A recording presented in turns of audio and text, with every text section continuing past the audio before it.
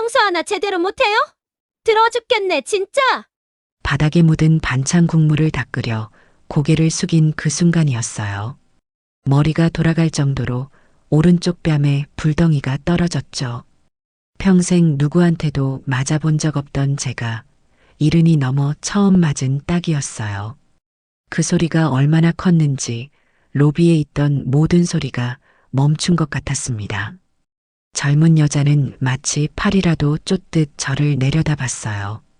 그 여자의 매니큐어 발린 손톱이 제 낡은 고무장갑과 대비되어 더 선명하게 보였죠. 고무장갑 낀 손에서 물걸레가 툭 하고 떨어졌고 제 가슴에 달린 낡은 이름표가 흔들렸어요. 김연아, 청소 담당이라고 적힌 그 푸른 명찰이 한평생을 대신해서 말하고 있더군요. 사람들이 다 봤어요. 관리실 아저씨도, 맞은편 카페 알바도, 택배원도요. 근데 다들 모른 척 했어요. 어떤 사람은 일부러 고개를 돌리기까지 했죠. 그 순간 든 생각이 있어요. 아, 나는 보이지 않는 사람이구나. 한참을 그대로 서 있었어요. 뺨에 남은 열감도, 엎어진 도시락에서 피어나는 묵은지 냄새도, 눈물이 나오려는 걸 꾹 참았어요. 지금 울면 더 초라해질 것 같았거든요. 문득 엘리베이터 문이 다시 열렸어요. 안에서 누군가가 조심스레 걸어 나왔어요. 따끈한 감자탕 냄새가 났고 머리를 반쯤 묶은 60대 중반의 여자분이 제 앞에서 멈춰 섰습니다. 그리고 그 여자의 입에서 믿기지 않는 한마디가 터졌어요. 형님? 순간 시끄럽던 로비가 정지한 듯 조용해졌고 그 여자는 손에 들고 있던 감자탕 봉지를 바닥에 떨어뜨렸어요. 투명한 비닐 안에서 매콤한 김이 모락모락 피어올랐죠. 형님, 형님이세요? 저 정이에요. 이정이요. 1985년 그의 봄이 생각났어요. 피 묻은 얼굴로 제 무릎에 엎드려 울던 그 아이. 그 아이의 얼굴이 지금 이 여자의 주름진 얼굴과 겹쳐 보였어요. 정희는 그 자리에 주저앉듯 무릎을 꿇고 제 손을 덥석 잡았어요. 그 손이 너무 따뜻했어요. 마치 그날 도망가던 밤에 제 손을 꼭 쥐던 그때처럼요. 형님, 세상에 형님을 여기서 다시 만나다니. 주변 사람들은 멈춰서 지켜보기 시작했어요. 그 중엔 방금 내 뺨을 친 젊은 건물주 여자도 있었죠. 엘리베이터 앞에 서서 우리를 경계하듯 바라보고 있었어요. 정희는 울먹이며 뒤를 돌아 그 여자를 보더니 마치 얼음장처럼 차갑게 물었어요. 유리야, 지금 뭐 하는 거야? 그제야 상황을 파악했는지 유리라는 이름의 여자는 당황한 기색으로 한 걸음 물러섰어요. 어머니, 저 그게... 어머니? 정희의 딸이 아니라 며느리였군요. 이분이 누군지 알아? 방금 내가 때린 이분이 누구신지 알기나 해? 정희의 목소리가 로비 전체에 울렸어요. 떨리는 분노가 가득했지만 그 분노 속에는 오랜 그리움도 섞여 있었어요. 이분이 내 목숨을 살려주신 분이야. 한순간 공기가 얼어붙었습니다.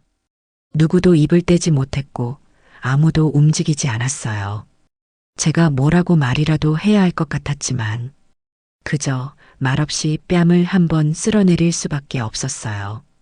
유리는 뒤로 천천히 물러서더니 정희의 시선을 마주하지 못하고 고개를 푹 숙였죠. 그 자신감 넘치던 여자가 순식간에 작아진 것 같았어요. 형님, 저를 기억하세요? 정희의 눈에서 눈물이 흘러내렸어요. 손수건을 꺼내 닦을 생각도 못한 채 그저 제 팔을 붙잡고 있었죠. 어떻게 있겠어, 정희야. 내 얼굴이 매일 꿈에 나오는데. 그 말에 정희는 완전히 무너져 내리듯 엉엉 울기 시작했어요. 어깨를 들썩이며 마치 40년 전으로 돌아간 것처럼 제 품에 안겨 울었습니다. 형님, 그날 밤 형님이 아니었으면 전 지금 이 세상 사람이 아니었어요. 그 순간이었어요. 정희의 눈빛이 울음에서 분노로 바뀌는 걸 봤습니다. 그 집에서 나를 구해달라 울던 그 애가 이젠 누굴 구해주려는 얼굴로 다시 돌아왔더라고요. 유리야, 너 지금까지 순한 얼굴로 싹싹하던 내 며느리가 맞니? 내가 방금 이분한테 한 짓이 뭐야? 유리의 얼굴에서 핏기가 싹 가셨어요. 이제야 뭔가 크게 잘못됐다는 걸 깨달은 듯 했죠. 정희가 제 손을 꼭 잡고 울기 시작한 순간 로비에 있던 모든 소리가 멈춘 것 같았어요. 엘리베이터의 딩소리도 바닥을 닦는 내 손의 움직임도 숨소리조차 작게 들렸어요. 유리는 완전히 얼어붙은 표정이었죠. 한참을 울던 정희가 조심스럽게 말했어요. 형님 기억하세요? 그날 형님이 제 손에 쥐어준 봉투요. 거기 든 돈이 제 인생을 바꿨어요. 그 말에 심장이 내려앉았어요. 아무 말도 못하고 난 그저 정희의 손만 가만히 덥석 쥐었어요. 그때 제 눈앞에서 그 시절이 느리게 펼쳐지기 시작했어요. 저는 한때 명문 교육자 집안의 딸이었어요. 아버지는 중학교 교장이셨고 어머니는 피아노 학원을 운영하셨죠. 수원의 작은 도시에서 우리 집은 꽤 알려진 집안이었어요. 동네 사람들이 김 교장 선생님 따님이라며 반갑게 인사하던 시절이 있었죠. 제가 20살 되던 해인 1972년 대학교 입학을 앞두고 있었어요. 그때만 해도 여자가 대학에 가는 건 흔치 않은 일이었죠. 하지만 교육자 집안이다 보니 아버지께서 우리 연하는 대학 나와서 훌륭한 선생님이 될 거야 라고 늘 자랑스러워 하셨어요. 그런데 하루아침에 모든 게 바뀌었어요. 연아야, 아버지가 잠깐 실수를 했어. 그 말씀을 하시던 아버지의 흰 머리가 더 하얗게 보였어요. 학교 동료 선생님의 사업 보증을 섰다가 그분이 도망간 거예요. 그 빚이 얼마였냐면 당시 우리 집에 몇십 배가 넘는 큰 돈이었어요. 지금으로 치면 아마 몇십억은 됐을 거예요. 하루아침에 저희 집 대문에는 빨간 딱지가 붙었고 어머니는 쓰러지셨어요. 이웃들의 시선도 달라졌죠. 예전에는 김 교장 선생님 따님이라 불렀는데 이제는 빚쟁이 집 딸이라고 수군거렸어요. 그렇게 저는 대학 진학을 포기하고 작은 옷가게에서 일을 시작했어요. 대학 입학 통지서를 구겨버린 그날, 제 꿈도 함께 구겨졌죠. 하지만 그래도 가족을 도울 수 있다는 생각에 열심히 일했어요. 그 후 10년 동안 저는 이런저런 일을 하며 가족을 지탱했어요. 옷가게, 다방, 식당, 할 수 있는 건 다 했어요. 아버지는 우울증으로 점점 건강이 나빠지셨고 어머니는 소규모 김치 장사를 하셨죠. 언니는 이미 시집을 갔고 오빠는 군대에 있었어요. 그러다가 1982년 제가 30살이 되던 해에 아버지의 건강이 급격히 악화됐어요. 병원비가 감당이 안 될 정도로 늘어났고 빚은 계속 쌓여갔죠. 마지막 방법은 하나뿐이었어요. 어느 날 아버지가 저를 부르셨어요. 연아야, 조금만 참고 시집가면. 눈물을 삼키며 아버지가 말씀하셨어요. 청량리 시장에 윤신혜라고 있어. 사채업을 하는 집안인데 그 집 장남이 장가를 못 갔대. 그때는 그런 시대였어요. 딸이 집안을 구하기 위해 자신을 희생하는 게 당연하게 여겨지던 시절이었죠. 괜찮아요, 아버지, 제가 갈게요. 마음은 무너져 내렸지만 표정 하나 바꾸지 않고 대답했어요. 겨울이 지나고 봄이 오던 1982년, 제가 30살이 되던 해에 청량리 이자쟁이 집안으로 시집갔어요. 지금 젊은 사람들은 상상도 못할 일이겠지만 그때는 신랑 얼굴도 제대로 못 보고 시집가는 경우가 많았어요. 저도 신랑 사진 한 장만 보고 결혼했죠. 혼례식 날 족두리를 쓰고 연지곤지 찍던 제 모습이 아직도 선해요. 어머니는 저를 안고 한참을 우셨고 아버지는 제 손을 잡고 계속 고개만 숙이셨어요. 연아야, 미안하다. 정말 미안하다. 그때 아버지 모습이 지금도 잊히지 않아요. 평생 꼿꼿하셨던 분이 제 앞에서 그렇게 무너진 모습으로 말이죠. 저는 오히려 웃으며 아버지를 위로했어요. 괜찮아요. 제가 잘 살게요. 걱정 마세요. 그렇게 저는 청량리 시장 뒷골목, 그 높은 3층 양옥집으로 들어갔어요. 시장 상인들에게 돈을 빌려주고 한 푼도 덜 받지 않는다는 이자쟁이 집안이었죠. 윤신의 앞을 지나칠 때는 고개를 숙여라는 말이 있을 정도였어요. 시아버지는 대단히 무서운 사람이었어요. 항상 검은 양복을 입고 장부를 손에서 놓지 않았죠. 손님이 오면 반말을 하고 돈을 제때 갚지 못하는 상인들에게는 위협도 서슴지 않았어요. 채무자는 빚 때문에 개인까지 바치는 법이야. 그런 말을 자주 하셨어요. 돈 빌린 사람들이 시아버지께 찾아올 때면 허름한 옷을 입고 머리 숙여 빌던 모습이 아직도 눈에 선해요. 빌려준 사람이 악마가 되고 빌린 사람이 천벌받을 죄인이 되는 이상한 세상 같았어요. 그런 집에 저는 그저 팔려온 여자였어요. 시아버지가 친정아버지 빚을 탕감해주는 조건으로 시집 온 거였으니까요. 시어머니는 항상 저를 못마땅하게 여기셨고 시누이들은 교수 딸인데 기세가 죽었네라며 비웃었어요. 그리고 결혼 첫날 밤 저는 남편이 말을 하지 못한다는 걸 알게 됐어요. 윤태호 씨, 저랑 말씀 안 하실 거예요? 남편은 눈만 깜빡이다가 종이를 꺼내 글씨를 썼어요. 나는 말을 못합니다. 어릴 때 사고로 목소리를 잃었어요. 그제야 알았어요. 중매쟁이가 조용한 사람이라고 말했던 이유를. 시아버지는 중매쟁이에게 돈을 주고 이 사실을 숨겼던 거예요. 장애가 있는 아들을 빚쟁이의 딸과 결혼시킨 거죠. 첫날 밤 저는 이불을 뒤집어 쓰고 한참을 울었어요. 신랑은 구석에 앉아 저를 지켜보다가 조심스럽게 메모를 건넸어요. 미안합니다. 내가 더 괴로워요. 당신이 원하면 이혼해도 좋아요. 그 글씨체가 참 곱더라고요. 말은 못해도 마음이 고운 사람이란 걸 느꼈어요. 그날 밤 저는 결심했어요. 이왕 여기 온 거 최선을 다해 살아보자고. 그렇게 저희 부부의 독특한 소통이 시작됐어요. 태호 씨는 저한테 손짓으로 말했고 때로는 작은 쪽지에 글씨를 썼어요.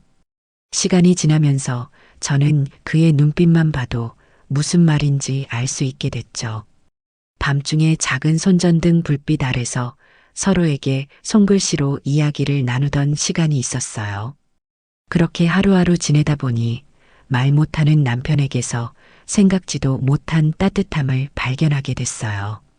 태호 씨는 목수일을 할 줄 알았어요. 시장 근처에서 작은 가구점을 운영했죠.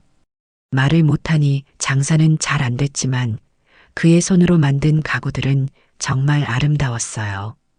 어느 날 태호 씨가 제게 작은 화장대를 만들어 주었는데 그 섬세함에 놀랐어요. 당신 얼굴이 예뻐 보이는 거울을 달았어요. 그런 메모와 함께요. 말은 없어도 그렇게 마음을 표현하는 사람이었어요. 시댁 식구들은 태호 씨를 무시했어요. 벙어리라고 부르며 마치 없는 사람처럼 대했죠. 시아버지는 장남인데도 사업에서 완전히 배제했고 동생인 태섭이 모든 결정권을 갖게 했어요. 그 태섭이란 사람이 문제였어요. 시동생 태섭은 시아버지의 총애를 받으며 자랐어요. 말 못하는 형과 달리 말재주가 뛰어났고 사람들을 휘두르는데 능했죠. 하지만 성격이 난폭했어요. 술만 마시면 집안 물건을 던지고 심지어 시어머니에게도 손찌검을 했어요. 어느 날 태섭이 술에 취해 들어와서는 태호 씨를 향해 소리쳤어요. 와, 병신 벙어리. 말 좀 해봐. 한 번이라도 말해봐. 태호 씨는 그저 고개를 숙이고 있었어요. 저는 태섭을 말리려 했지만 저까지 밀쳐내며 더 심하게 태호 씨를 조롱했죠. 망해먹은 교장 딸하고 벙어리하고 잘 어울리네. 아버지가 쓸모없는 것들끼리 잘도 짝지어줬어. 그런 모욕을 들으면서도 태호 씨는 한 번도 화를 내지 않았어요. 나중에 방에서 저는 무슨 생각이냐고 물었죠. 태호 씨는 종이에 이렇게 썼어요. 동생은 상처받은 아이야.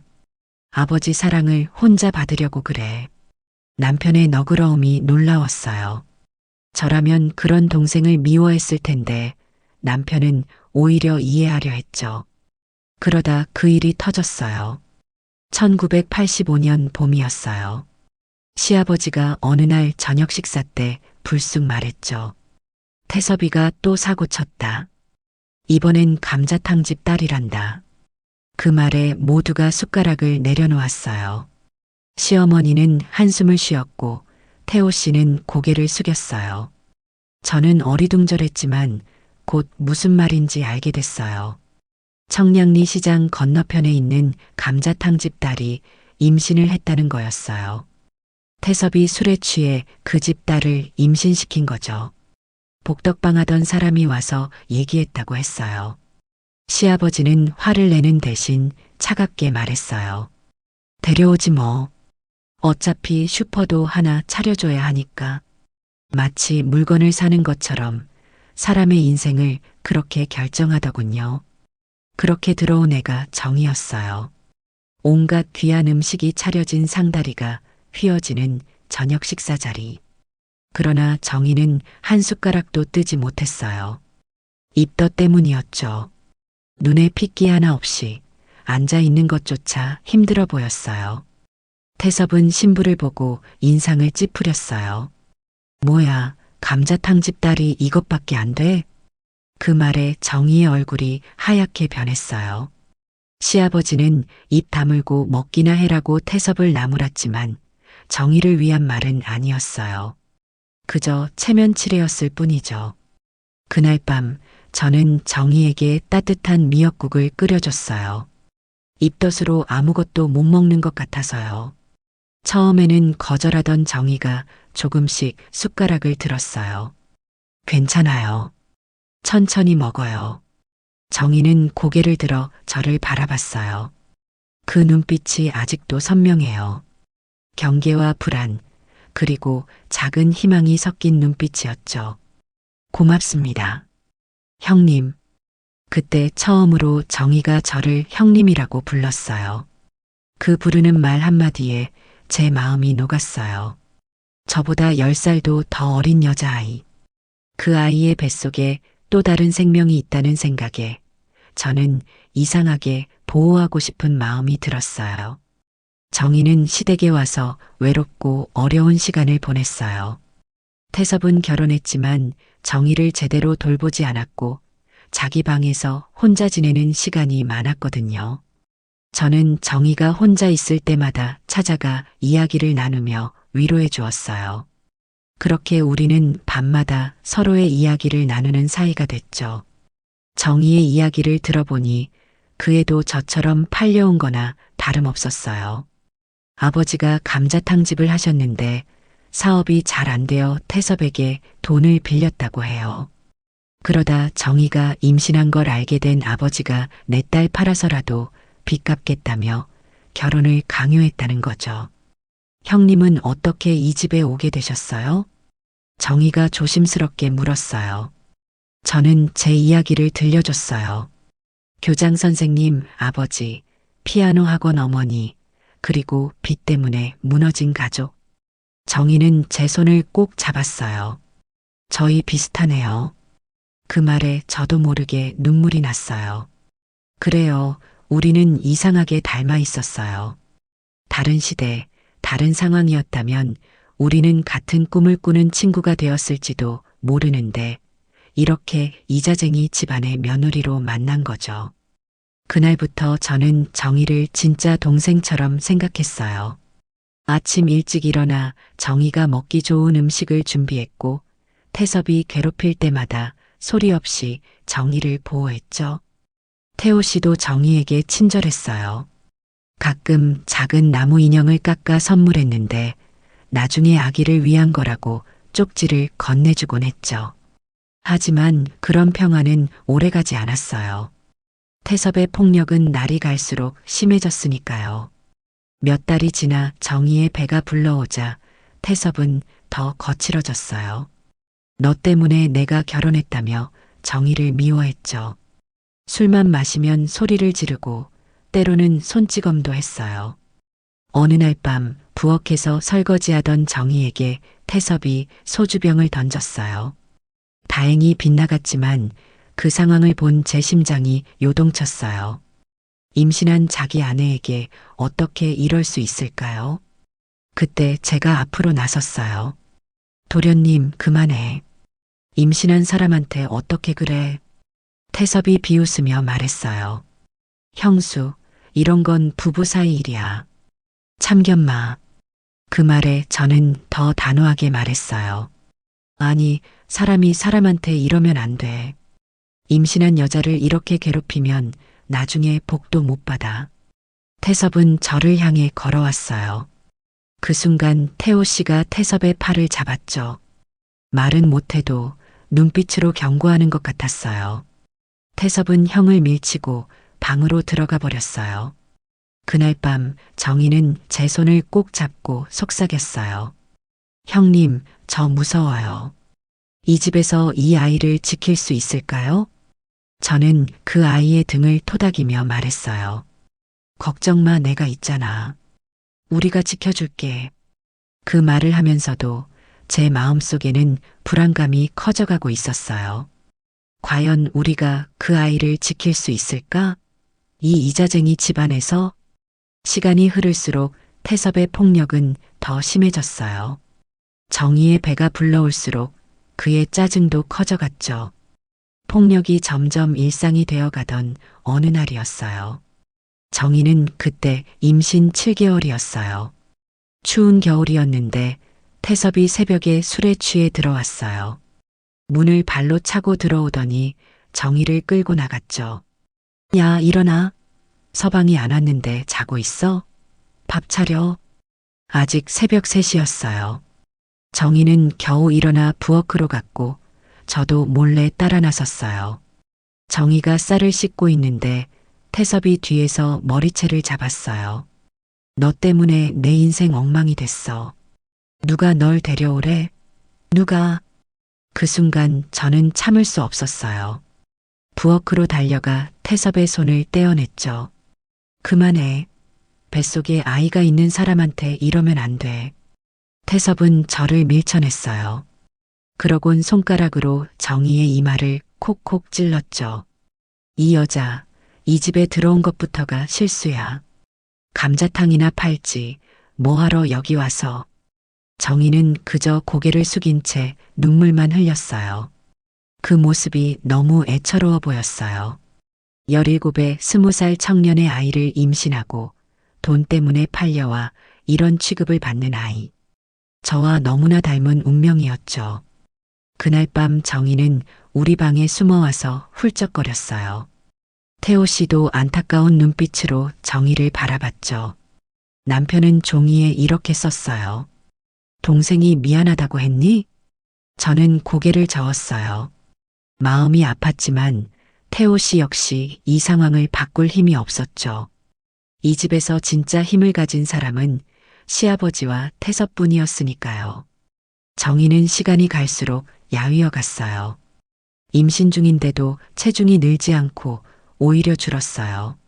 얼굴은 창백했고 눈에는 생기가 없었죠. 저는 몰래 영양제도 사다 주고 보양식도 해줬어요. 태호 씨도 가구점에서 번 작은 돈으로 과일을 사다 주곤 했죠. 어느 날 정희가 부엌 구석에서 혼자 울고 있는 걸 발견했어요. 바닥에 납작하게 앉아 얼굴을 무릎에 파묻고 있었죠. 저는 조용히 다가가 정희의 어깨를 토닥였어요. 정희야, 괜찮아? 어디 아파? 정희는 고개를 들어 저를 봤어요. 그 눈에 깃든 절망이 가슴을 찔렀어요. 형님, 죽고 싶어요. 근데 뱃속에 있는 이 아이가 걱정돼요. 그 말에 내가 그날 밤 이불 뒤집어 쓰고 얼마나 울었는지 몰라요. 살면서 그렇게 서러운 눈빛은 처음 봤거든요. 저는 정희를 자주 데리고 시장에 나갔어요. 신선한 공기도 마시고 잠시라도 그 집을 벗어나게 해주고 싶었거든요. 시장에서 함께 반찬거리를 고르고 간혹 분식집에 들러 떡볶이도 사 먹었어요. 그럴 때면 정희의 표정이 조금씩 밝아졌죠. 형님, 저 감자탕 정말 잘 끓여요. 우리 아버지한테 배웠거든요. 정희가 자랑스럽게 말했어요. 그날 정희는 저에게 감자탕 끓이는 비법을 알려줬어요. 묵은지와 소주를 넣고 마지막에 들깨가루를 살짝 뿌리는 거였죠. 저는 그날 처음으로 정희의 진짜 웃음을 봤어요. 자기가 좋아하는 것, 잘하는 것을 이야기할 때만큼은 그 아이가 빛나 보였어요. 아이가 태어나면 비법을 알려줄 거예요. 그렇게 작은 꿈을 꾸던 정이었어요. 하지만 현실은 그렇게 순탄치 않았죠. 임신 8개월 차에 접어들었을 때였어요. 태섭이 또 술에 취해 돌아왔어요. 이번엔 여자를 데리고 왔더군요. 둘이서 웃고 떠들며 들어오는데 정희가 마침 화장실에서 나오다 마주쳤어요.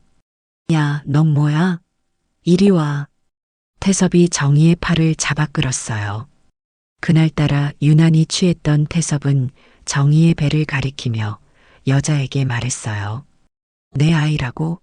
글쎄, 장담할 수 없지. 그 말에 정희의 얼굴이 하얗게 변했어요. 임신한 여자에게 그보다 더 잔인한 말이 있을까요? 저는 재빨리 정희를 데리고 방으로 들어왔어요. 정희는 온몸을 떨며 울었죠. 형님, 이 집에서 저 못 살 것 같아요.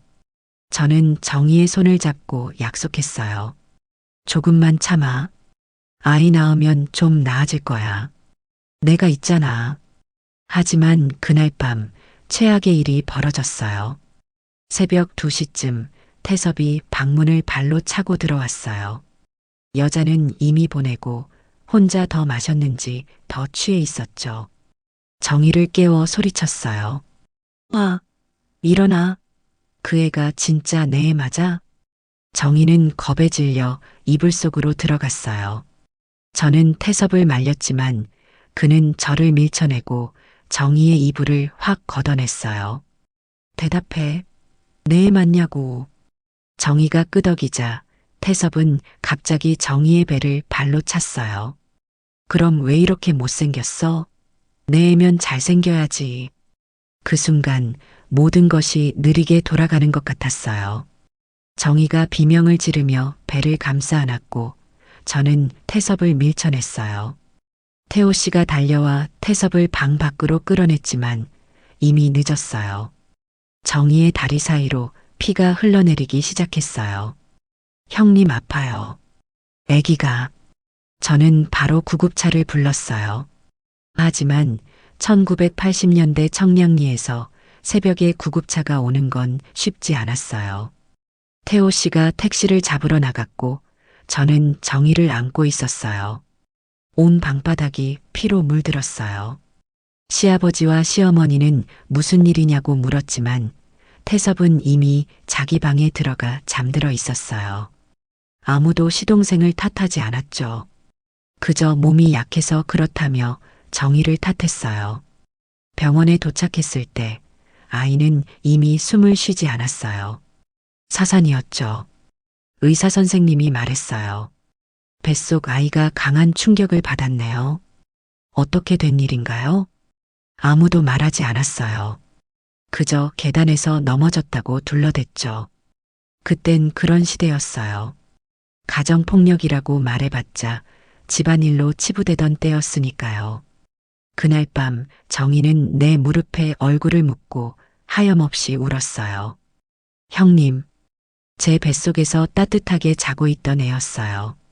이제 아무도 없어요. 저는 말없이 정희의 등을 토닥이며 입술만 씹었죠. 그 아이가 뱃속에서 죽었다는 그 말이 제 귀에 뱅뱅 맴돌았어요. 그날 밤 저는 결심했어요. 정희를 이 집에서 꺼내야겠다고요. 더 이상은 안 되겠다고 생각했어요. 다음번엔 정희의 목숨까지 위험할 수 있었으니까요. 한밤중에 태호 씨를 깨웠어요. 여보, 내가 정희를 도와야 할 것 같아요. 태호 씨는 놀라서 저를 쳐다봤어요. 그는 종이에 물었어요. 어떻게? 이 집에서 나갈 수 있게 돈이 필요해요. 태호 씨는 잠시 생각하더니 그의 작은 저금통을 꺼냈어요. 가구점에서 번 돈을 몰래 모아둔 것이었죠. 하지만 그건 도망치기에 턱없이 부족했어요. 그때 생각난 게 있었어요. 시아버지가 세금 피하려고 우리 부부 명의로 돌려놓은 건물. 그 건물, 전세금 일부가 제 손에 있었죠. 시장 근처에 있는 작은 상가였어요. 시아버지는 그 건물 명의만 우리 앞으로 해두고 실제 관리와 세입자 계약은 모두 자기가 했어요. 하지만 은행 통장은 제 이름으로 되어 있었죠. 저는 그 통장을 꺼내 보았어요. 전세 보증금 일부가 그대로 있었어요. 남편에게 보여주자 태호 씨는 놀란 눈으로 저를 쳐다봤어요. 그리고 종이에 썼어요. 위험해. 아버지가 알면 큰일 나. 알아요. 하지만 정희, 이대로 두면 죽을지도 몰라요. 태호 씨는 고민하는 듯 했어요. 그러다 천천히 고개를 끄덕였죠. 그는 또 다른 종이에 썼어요. 나도 동생이 걱정돼. 재수 씨가 불쌍해. 저희는 그날 밤 계획을 짰어요. 시아버지 몰래 은행에 가서 돈을 인출하고 정희에게 그 돈을 주는 거였어요. 평생 모아온 저희 부부의 돈과 함께요. 다음 날 저는 아침 일찍 은행에 갔어요. 가슴이 두근거렸죠. 시아버지에게 들키면 어떡하나 싶었지만 정희를 생각하니 용기가 났어요. 은행에서 돈을 찾고 두꺼운 봉투에 넣었어요. 정희는 사산 후 병원에서 퇴원해 집에서 몸조리 중이었어요. 태섭은 마치 아무 일도 없었다는 듯 외출했고 시댁 식구들도 모두 자기 일에 바빴죠. 저는 조용히 정희의 방으로 갔어요. 정희야, 들어가도 돼? 정희는 창백한 얼굴로 누워 있었어요. 눈에는 생기가 하나도 없었죠. 형님. 저는 문을 닫고 정희 옆에 앉았어요. 그리고 봉투를 내밀었죠. 이거 받아. 새 삶을 시작하는데 필요할 거야.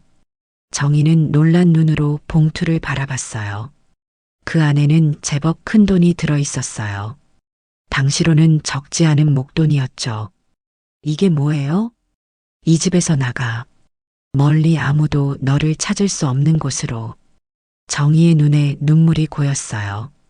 그녀는 봉투를 받아들고 열어보더니 깜짝 놀랐어요. 형님, 이렇게 많은 돈을 어떻게 해? 묻지 마, 그냥 받아. 내 인생을 살아. 정희는 손을 떨며 봉투를 다시 내밀었어요. 안 돼요, 형님. 이건 너무 큰 돈이에요. 형님이 위험해질 거예요. 저는 단호하게 말했어요. 살아, 정희야. 지금 나가 아무도 모르게. 아기가 없어도 넌 살아야 돼. 정희는 손에 든 봉투를 떨리는 눈으로 보더니 입을 막고 소리 죽여 울기 시작했어요. 형님, 저 같은 게 살아서 뭐해요? 이 집에선 다들 죽으라고만 하잖아요. 그러니까 이 집을 떠나야 해. 너는 내 인생을 살아야 해. 정희는 그날 밤 모두가 잠든 후 조용히 집을 나갔어요. 작은 보따리 하나 들고 발소리 하나 없이 사라졌죠. 저는 정희에게 시내버스 정류장까지 가는 길을 알려주고 가장 늦은 버스 시간도 말해줬어요. 그리고 한 가지 당부했죠. 아무에게도 연락하지 마. 새 삶을 시작해. 정희는 떠나기 전 마지막으로 제 손을 꼭 잡았어요. 형님, 제가 살아있는 한 언젠가 꼭 은혜를 갚을게요. 저는 정희를 안아주었어요. 마치 동생을 보내는 것 같았죠. 저보다 10살이나 어린 여자아이, 그런데 이미 인생의 쓴맛을 너무 많이 본 아이. 잘 살아. 건강하게. 그것이 정희와의 마지막 만남이었어요. 그 후로 정희의 소식은 들리지 않았죠. 시아버지는 정희가 도망갔다는 소식에 화를 냈지만 곧 관심을 끊었어요. 태섭은 오히려 좋아했죠. 잘 됐네. 짐 덩어리 하나 사라졌어. 하지만 제 불안감은 커져만 갔어요. 전세금을 빼낸 것이 언젠가는 들통날 텐데 그때는 어떻게 될까? 그리고 예상대로 몇 달 후 모든 것이 드러났어요. 시아버지가 그 건물을 팔려고 하면서 전세금이 일부 빠져 있다는 사실을 알게 된 거예요. 이게 무슨 소리야? 돈이 왜 이렇게 적어? 시아버지는 은행 통장을 들고 거실로 나왔어요. 저는 가슴이 철렁 내려앉았지만 담담하게 대답했어요. 모르겠어요, 아버님. 하지만 시아버지는 이미 알고 있었나 봐요. 은행에 확인해 보니 제가 돈을 찾아간 기록이 있었던 거죠. 네가 내 돈에 손을 댔어? 그 목소리가 얼마나 무서웠는지 몰라요. 평생 그런 목소리는 처음 들었어요. 저는 무릎을 꿇고 사정했어요. 아버님, 제가 잘못했습니다. 하지만 정의가 너무 불쌍해서 시아버지의 손이 제 뺨을 후려쳤어요. 그렇게 세게 맞은 건 처음이었어요. 니깎게 감히 내 돈을 훔쳐? 내 돈을 가져가. 그날 시아버지는 남편에게도 소리쳤어요. 어디 보자. 벙어리한테 장가를 보내더니 돈까지 훔쳐가는구나. 내 돈으로 내 둘째 며느리를 도망치게 하다니. 태호 씨는 아무 말도 못했지만 그 눈빛에는 처음으로 결기가 보였어요. 남편은 종이에 단호하게 썼어요. 우리는 나갑니다. 시아버지는 비웃었어요. 어디 한번 나가봐. 벙어리가 뭘 할 수 있는지 두고 보자. 그렇게 저희는 시댁에서 쫓겨나다시피 집을 나왔어요. 남편과 함께, 그리고 뱃속에 있는 아이와 함께. 그래요. 그때 저는 임신 3개월이었어요. 아무도 몰랐죠. 정의를 도운 그 시기에 저도 새 생명을 품고 있었던 거예요. 하루아침에 저와 남편은 거리에 나앉게 됐어요. 친정에도 갈 수 없었죠. 이미 빚 때문에 무너진 집안이었으니까요. 저희는 남편의 가구점으로 가서 그곳을 임시 거처로 삼았어요. 잠은 작업대 위에서 자고 끼니는 인근 포장마차에서 해결했죠. 그렇게 힘든 시간이 지나고 그의 겨울 태호 씨와 저는 작은 단칸방을 구했어요. 그리고 1986년 봄, 우리 딸 다정이가 태어났어요. 태호 씨는 눈물을 흘리며 딸을 안았어요. 말은 못해도 그 눈에 담긴 사랑을 저는 알 수 있었죠. 그 이후로 저희는 참 많은 고생을 했어요. 태호 씨는 가구점을 계속 운영했지만 장애가 있다는 이유로 사람들이 무시하고 지나갔죠. 저는 이런저런 일을 하며 생계를 이었어요. 식당 설거지, 건물 청소, 가정부 일 할 수 있는 건 다 했어요.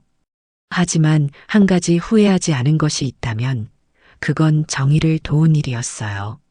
가끔 정의가 잘 살고 있을까 궁금했지만 연락할 방법도 없었고 어쩌면 그게 더 안전하다고 생각했어요. 정의는 그렇게 제 기억 속에서 점점 희미해졌어요. 적어도 제가 그렇게 생각했죠. 시선을 들어 현재로 돌아오니 그 여자가, 아니, 정의가 내 앞에서 다시 울고 있는 거예요. 형님, 저 살아냈어요. 그 돈으로 살아냈어요. 그리고 여기가 바로 제 건물이에요. 그때 그 돈으로 시작해서 이젠 제가 건물주가 됐어요. 로비에 있던 모든 사람들의 시선이 우리에게 쏠렸어요. 특히 유리는 어찌할 바를 모르는 표정이었고 공기가 얼어붙는 듯 했어요. 정희는 눈물을 훔치며 천천히 일어나 유리를 향해 걸어갔어요. 그리고 차분한 목소리로 물었죠. 내가 지금 여기 건물주야? 내 앞에서 말해봐. 정희는 말없이 제 손을 놓더니 딱딱한 구두를 신고 며느리 앞으로 천천히 걸어갔어요. 그 걸음이 예전의 정의와는 달랐어요. 힘이 있었죠. 한 발자국마다 이 건물의 주인이라는 자신감이 묻어났어요. 유리야. 처음엔 달래듯 부르더니 눈빛이 서서히 바뀌었어요. 눈물로 뒤덮인 제 붉은 뺨을 본 정희는 다시 유리를 바라봤습니다. 네가 지금 이분을 때렸다고? 유리는 그제야 어색한 미소를 지으며 변명하려 했어요. 아니요, 어머니. 그게 제가 기분이 좀 상해서. 그래서 뺨을 때렸니? 정희의 목소리가 낮아졌어요.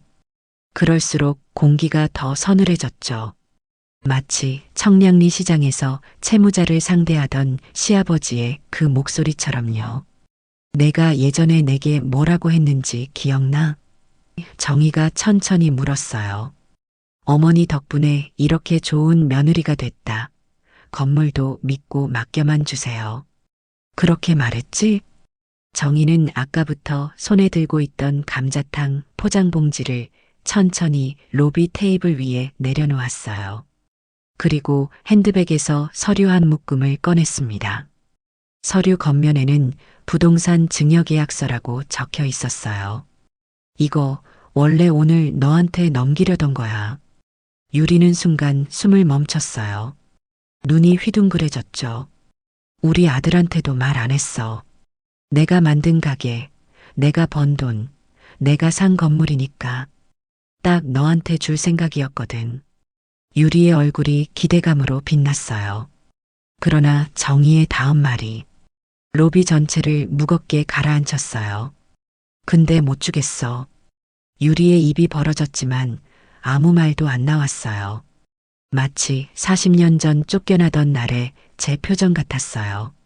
아이씨, 왜 들켜서는 신경질나? 몇 년 동안 아침 저녁 공들였는데 청소 아줌마 한 대 쳤다고 건물 안 준다고요? 유리의 목소리가 날카로웠어요. 얼굴이 빨개지고 입술도 떨렸죠. 갑자기 손에 쥔 명품 가방의 스트랩을 꼭 쥐더군요. 그 가방 하나가 제가 한 달 청소해서 버는 돈보다 비쌀 거예요. 넌 실격이야.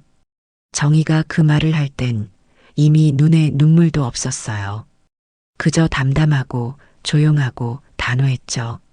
40년 전 그 정희와는 완전히 다른 사람이었어요. 이분이 누군 줄 아니? 정희가 저를 가리키며 말했어요. 그 지옥 같은 집에서 내가 살아서 나올 수 있게 만들어준 사람. 정희는 고개를 돌려 절 봤어요.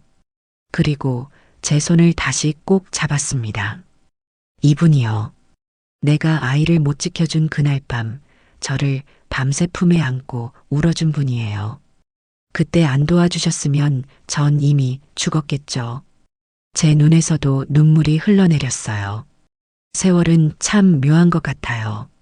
40년이 지나도 그날의 아픔은 그대로인데 이렇게 다시 만나 올 수 있다는 게 어쩌면 이것도 인생의 한 축복인지도 모르겠어요. 정희는 증여 서류를 한 장씩 찍기 시작했어요. 눈 하나 깜빡이지 않고 그 예쁜 손으로 차곡차곡 갈라냈습니다. 공증 도장이 찍힌 종이가 바닥으로 천천히 흩날렸어요.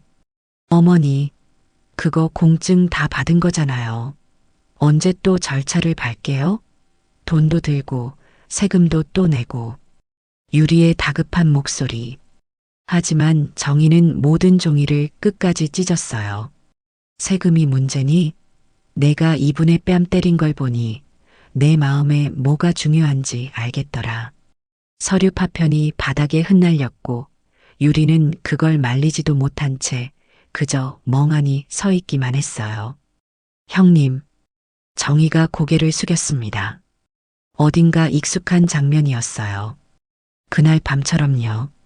이 건물 형님께 드릴게요. 그때 그 봉투 제가 이렇게 갖고 싶어요. 그 말에 저는 숨이 멎는 줄 알았어요. 한평생 남의 집, 남의 건물만 청소하던 내가 어떻게 건물주가 된다는 말인지 머리가 하얘졌어요. 정희야, 무슨 소리를 하는 거야? 그때 그 돈, 그건 그냥 내 동생 같아서 살라고 준 거였잖아. 그래요. 그렇게 살아봤더니 살만하더라고요. 그리고 살았으니 갚아야죠. 사람답게 정의의 눈에서 눈물이 흘러내렸어요. 이번엔 감사의 눈물이었죠. 제가 감자탕 집에서 일하다가 조그만 가게를 차렸어요. 그때 형님이 준 돈으로요. 그게 지금은 체인점이 됐고 여기까지 왔어요. 정희는 무릎을 꿇었어요. 로비 바닥에 그 비싼 옷을 입은 채로요. 형님, 제가 잘못했어요. 형님이 그 돈 때문에 얼마나 큰 고통을 받으셨는지 얼마 전에 알게 되었어요. 그래요. 정희가 떠난 후 전세금 문제가 들통났어요. 시아버지는 경로했죠. 그 집에서 더 이상 살 수 없었어요. 쫓겨났죠. 하루아침에 저와 남편은 거리에 나앉게 됐어요. 정희는 그 사실을 어떻게 알았는지 모든 걸 알고 있었어요. 형님이 저 때문에 집에서 쫓겨나셨잖아요. 제가 안 들었다고 생각하셨겠지만 얼마 전 감자탕 먹으러 온 동네 사람들한테 다 들었어요.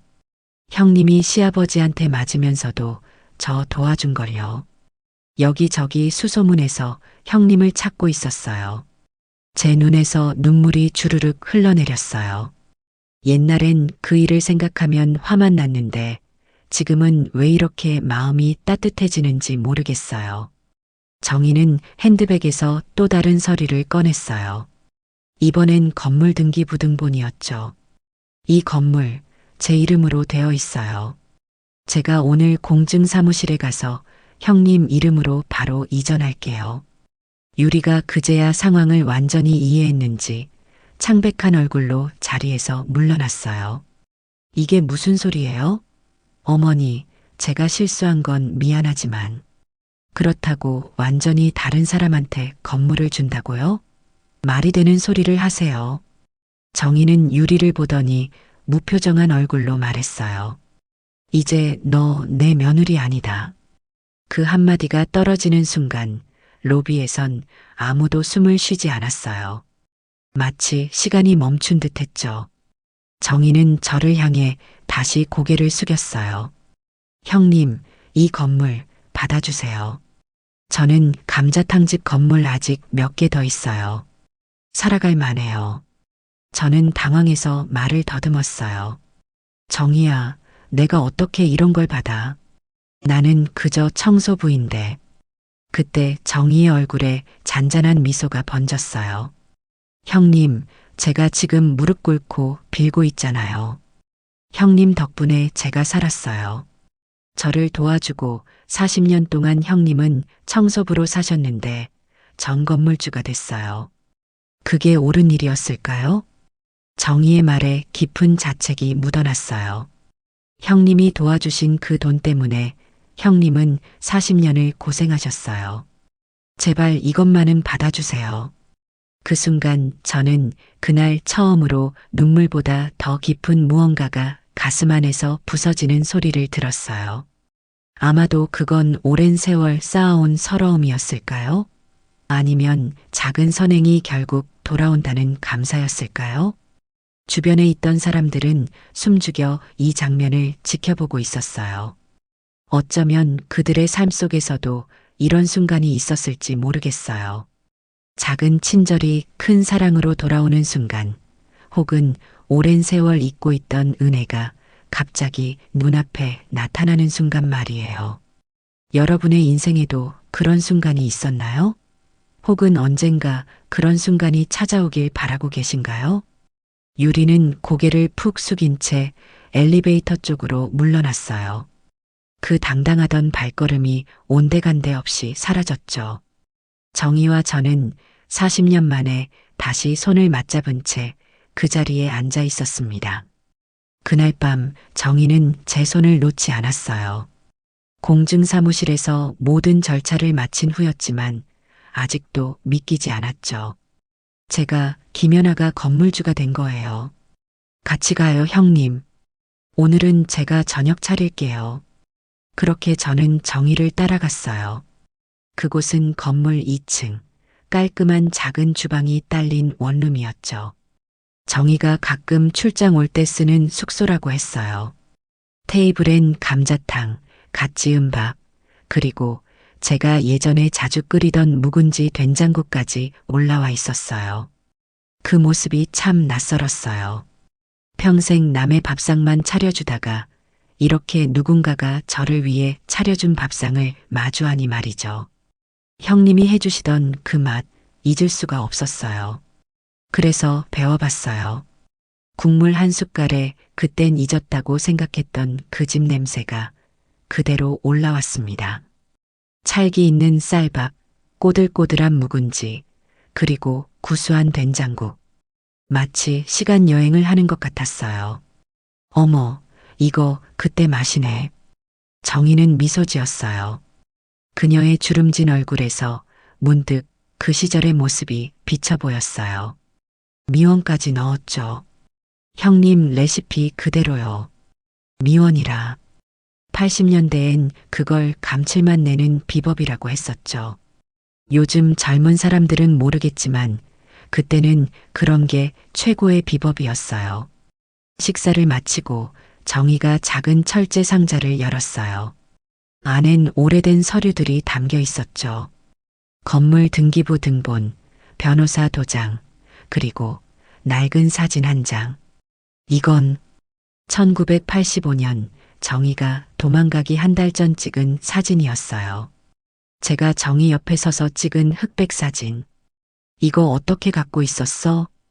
형님, 저 도망갈 때 꼭 챙겨간 거예요. 제 지갑 속에 40년 동안 있었어요.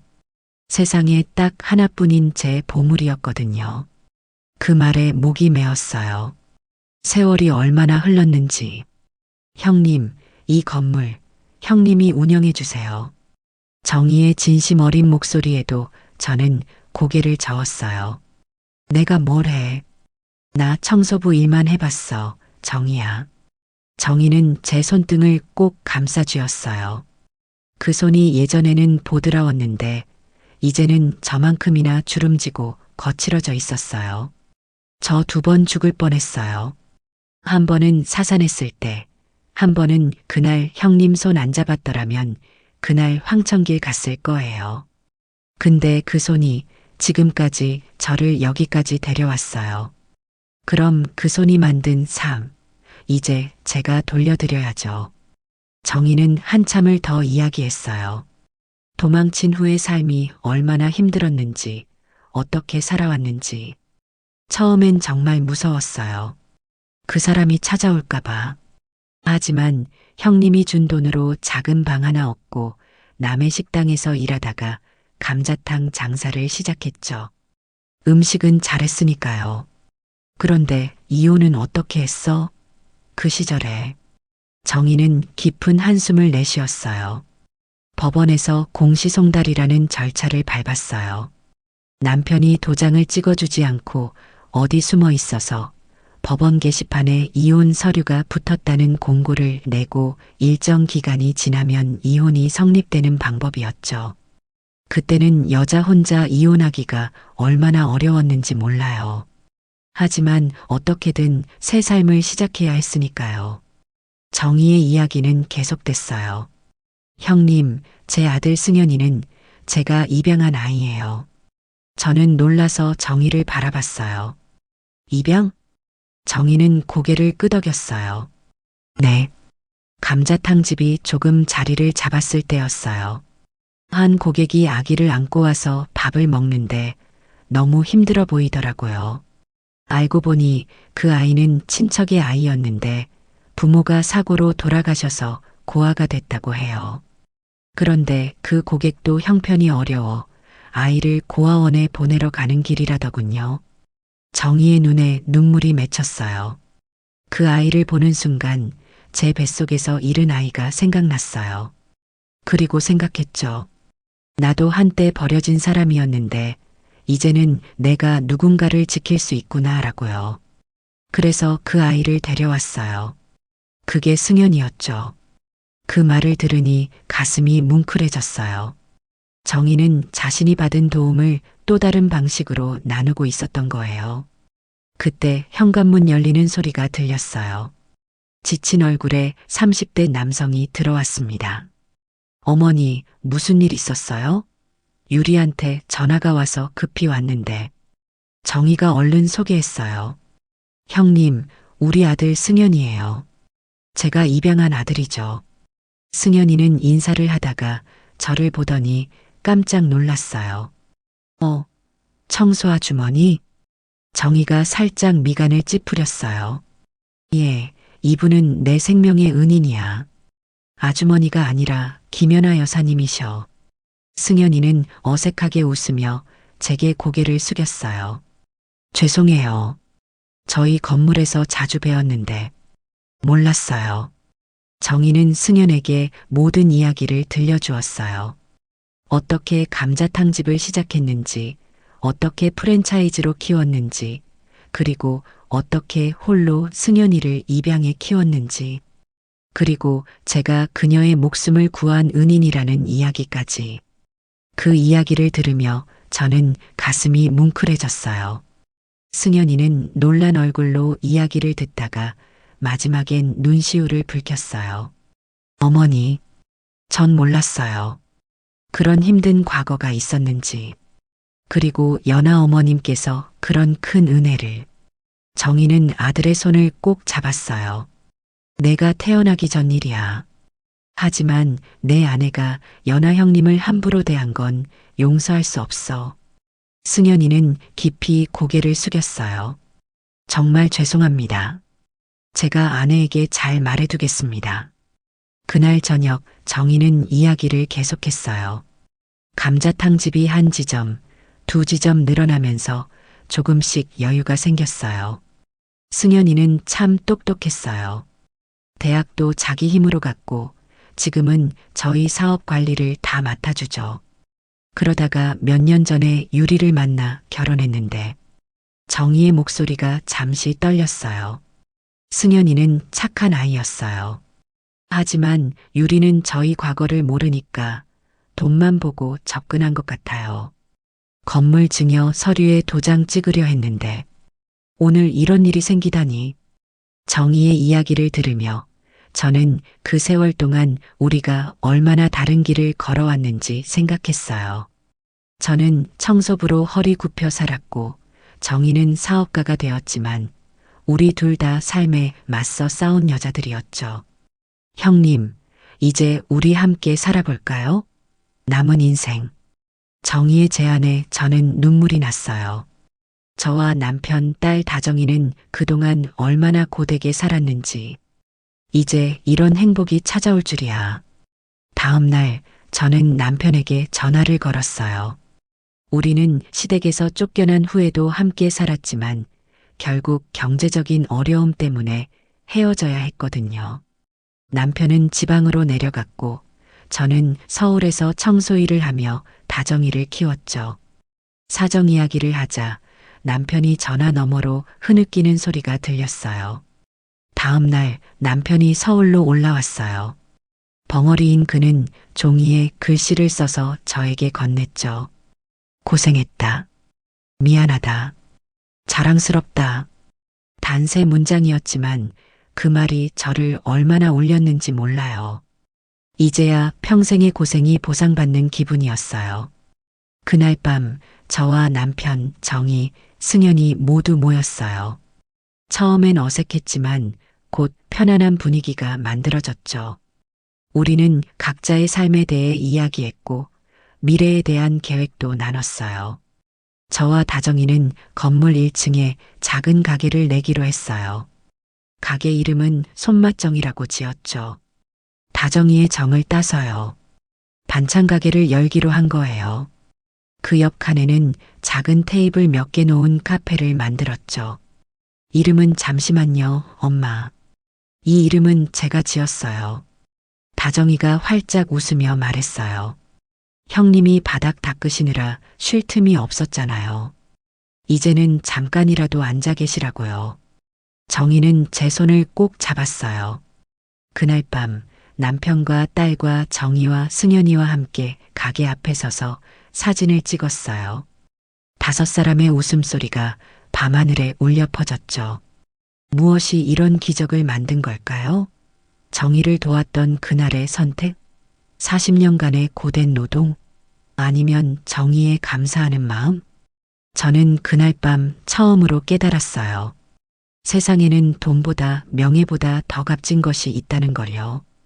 그것은 바로 사람과 사람 사이의 따뜻한 인연이었어요. 오늘도 가게 문을 열었어요.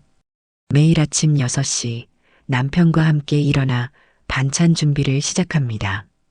칠순이 넘은 나이에 새 일을 시작한다는 게 쉽지는 않지만 이상하게 피곤하지가 않아요. 아침 반찬은 3종. 고사리 나물, 묵은지, 감자볶음, 그리고 두부조림. 식어도 맛있는 반찬만 골랐어요. 혼자 사는 어르신들이 도시락을 싸가시기 때문이죠. 요즘은 다정이가 찍어준 유튜브 쇼츠라는 것 덕분에 동네를 넘어 멀리서도 손님들이 찾아오신다네요. 벽에 걸린 시계가 8시를 가리킬 때 가게 문을 활짝 열어요. 옆에 있는 잠시만요. 엄마 카페에는 이미 다정이가 커피를 내리고 있었죠. 평생 딸에게 해준 게 없다고 생각했는데 다정이가 제게 늘 고마워해요. 엄마, 제가 어렸을 때 매일 싸주시던 도시락. 그게 얼마나 소중했는지 이제야 알겠어요.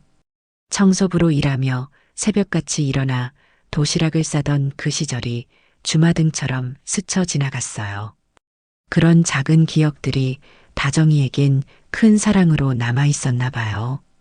시간 참 빠르다, 그치? 남편이 보리차를 내리며 손짓으로 물었어요. 말은 못해도 남편의 눈빛만 봐도 무슨 말인지 알 수 있어요. 참 신기한 일이죠. 그러게 우리가 청량리에서 쫓겨났을 때 이런 날이 올 줄 누가 알았겠어? 남편은 미소로 답했어요. 그 미소에는 40년의 세월이 고스란히 담겨 있었죠. 안경 너머로 보이는 그의 주름진 눈가가 참 따뜻해 보였어요. 문득 옛날 생각이 났어요. 그날 밤 정희에게 돈을 건네주던 순간 시아버지의 장부를 몰래 열어보던 떨리는 손길, 그리고 그 후에 찾아온 고통의 나날들. 그때는 그 선택이 잘한 건지 잘못한 건지 수없이 고민했어요. 쫓겨난 후에는 종종 후회도 했고요. 그냥 모른 척할 걸 하고요.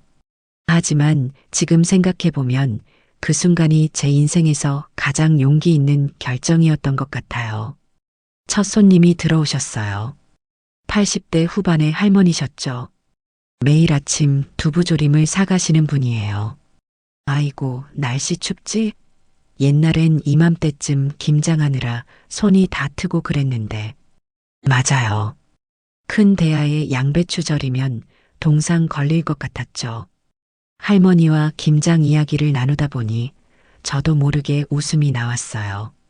요즘 젊은 사람들은 김장의 고단함을 잘 모를 거예요. 손끝이 빨갛게 얼어붙는 그 추위. 그래도 온 가족이 모여 담그던 그 김치 맛은 지금도 잊을 수 없죠. 어이구, 이 두부조림은 어쩜 이렇게 맛있어. 내 어머니가 해주시던 맛이야. 그 말에 가슴이 따뜻해졌어요. 제 음식이 누군가의 어머니를 떠올리게 한다니. 이보다 더 큰 칭찬이 있을까요? 오전에는 주로 인근 직장인들이 점심 도시락을 사러 와요. 그들을 볼 때마다 예전에 다정이 도시락 싸주던 생각이 나죠. 한 젊은이가 도시락을 받아들고 환하게 웃을 때 문득 그 미소가 40년 전 정희의 미소와 겹쳐 보였어요. 정말 세상은 돌고 도는 것 같아요.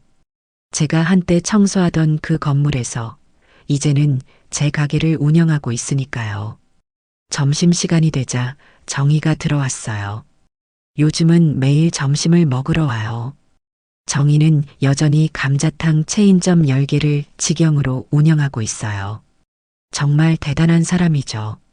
형님, 오늘은 무슨 반찬이에요?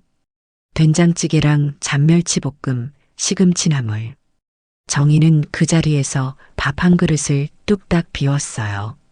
바쁘다며 항상 서두르는 정희가 좀 안쓰러울 때도 있어요. 정희야, 이제 좀 쉬엄쉬엄 해. 아이 형님, 저는 일할 때가 제일 행복해요. 형님 덕분에 살아서 이렇게 일할 수 있는 게 얼마나 감사한지 몰라요. 문득 복도 끝에서 익숙한 얼굴이 보였어요. 유리였어요. 정희의 며느리였던 그 여자요. 그날 이후로 본 적이 없었는데 조심스럽게 가게 앞에 서 있었어요. 정희도 유리를 발견했는지 밥그릇을 내려놓고 잠시 침묵했어요. 그러다 조용히 말했죠. 들어와. 유리는 망설이다가 천천히 가게 안으로 들어왔어요. 그 당당했던 모습은 온데간데 없이 사라졌고 눈에는 후회의 기색이 역력했어요. 어머니, 연하 어르신, 정말 죄송합니다. 정희는 아무 말 없이 밥 한 공기를 더 떠서 테이블에 놓았어요. 먹어. 말은 먹고 하자. 유리는 그 자리에 앉아 조심스럽게 밥을 한 숟가락 떴어요. 그리고 눈물이 핑 돌더니 갑자기 울음을 터뜨렸죠. 다 지난 일이야. 앞으로 잘하면 돼. 정희도 한숨을 내쉬며 말했어요. 유리의 눈에서 눈물이 그치지 않았어요. 아마 그동안 많이 후회했던 모양이에요. 오늘도 저는 일찍 일어나 반찬을 준비합니다. 새벽에 묵은지를 씻고 감자를 깎으며 생각했어요. 이 음식이 누군가의 하루를 조금이라도 따뜻하게 해줄 수 있다면 그것만으로도 제 하루는 의미가 있는 거라고요. 마지막 손님이 떠나고 가게 문을 닫으며 생각했어요. 인생이란 참 묘한 것이라고요. 때로는 최악의 선택처럼 보이는 것이 결국에는 최선의 길이 되기도 하고 가장 깊은 상처가 가장 큰 축복으로 바뀌기도 하는 것이니까요. 지나가는 버스를 바라보며 미소 지었어요. 그 버스에도 누군가는 힘든 하루를 마치고 집으로 돌아가는 중일 테고 또 누군가는 새로운 시작을 향해 가는 중일 거예요. 모두가 저마다의 이야기를 안고 살아가는 거죠.